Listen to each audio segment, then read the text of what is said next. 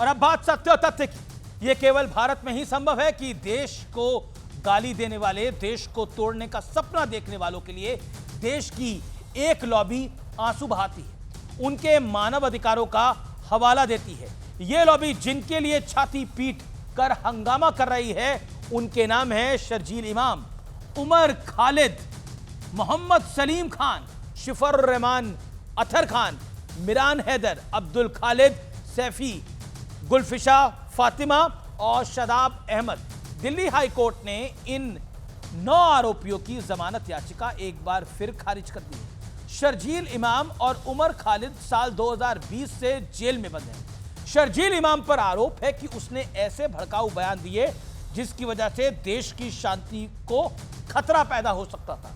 शर्जील इमाम का एक वायरल वीडियो है जिसमें वो ये कहते सुनाई दे रहे हैं कि मुसलमानों को भारत की चिकन नेक को नॉर्थ ईस्ट से काटकर अलग करना होगा। इसी बयान को कोर्ट ने हिंसा भड़काने वाला माना है, जबकि उमर खालिद पर सीए के नाम पर देश में साजिश रचने और दंगे भड़काने की प्लानिंग का आरोप है। लाख कोशिशों के बावजूद 2020 से ये दोनों जेल से बाहर नहीं निकल पा रहे हैं। इसी कारण देश का एक वर्ग बहुत कष्ट में है, देश का विपक्षी वर्ग भी कष्ट में है।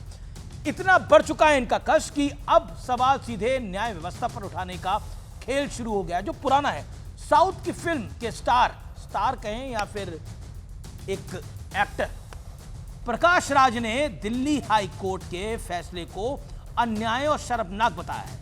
कोई प्रकाश राज से पूछे कि देश के खिलाफ कोई बोलेगा तो क्या उसकी आरती उतारेंगे, उनके घर के खिलाफ कोई बोलेगा तो क्या उसकी आरती उतारेंगे। और यह कहा है उन्होंने कि जमानत ना मिलना न्याय का मजाक है। प्रशांत भूषण के विचार भी कुछ इसी तरह के हैं। वो तो अक्सर किनके साथ होते हैं मुझे आपको बताने की आवश्यकता नहीं है। ये लोग शर्जील और उमर की जेल को पॉलिटिकल प्रिजन बता रहे हैं, यानी सियासी बंदी। प्रकाश राज सीधे सीधे ये कह रहे हैं कि शर्जील इमाम और उमर खालिद ने कुछ भी गलत नहीं किया है, उनके खिलाफ कानून कोई केस ही नहीं बनता। यानी सोचिए, उनके खिलाफ कोई केस नहीं बनता। क्या उनके आरोप को कोर्ट का कंटेम्प्ट नहीं मानना चाहिए? क्योंकि शर्जील और उमर खालिद को जेल में कोर्ट ने रखा है। यानी शर्जील और उमर गैंग के तमाम फ्रीलांसर्स अदालतों पर और उनकी कानूनी प्रक्रिया पर भ्रम फैलाने की कोशिश करें। देश का विपक्ष भी छूटा नहीं है। क्या कांग्रेस के कुछ नेता कार्यकर्ता, क्या लेफ्ट के कार्यकर्ता नेता और क्या बाकी पार्टियों के नेता या कार्यकर्ता, इस देश में विपक्ष को क्या देश विरोधी बयान जायज नजर आते हैं और जवाब देना चाहिए? लेकिन ये देश संविधान से चलता है, ये सब सुन ले और हमेशा चलेगा। इसलिए आज देश को ये जान लेना चाहिए कि दिल्ली हाईकोर्ट ने 9 आरोपियों की जमानत याचिका खारिज करते हुए क्या कहा। उच्च न्यायालय ने कहा कि प्रदर्शनों की आड़ में किसी भी षड्यंत्रकारी हिंसा की अनुमति नहीं दी जा सकती। ऐसी गतिविधियां अभिव्यक्ति की आजादी के दायरे में नहीं आती है।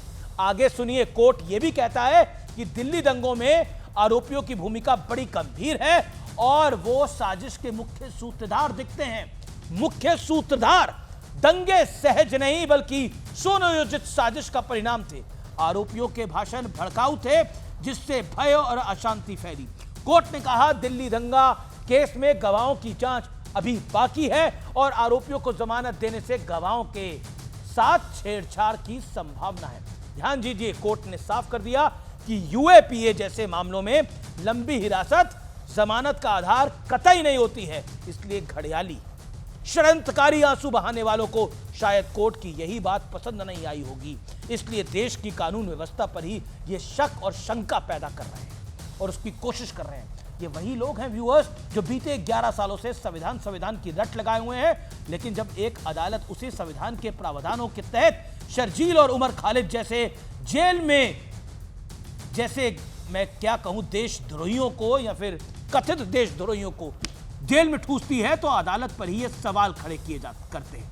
लेकिन अब वो दौर बीत गया है जब देश तोड़ने की मंशा रखने वालों को रेड कारपेट का वेलकम मिलता है। अब देशद्रोह की सजा और देशद्रोही की जगह कानून का शिकंजा है और इससे कोई समझौता न कभी हुआ है और ना ही कभी होगा।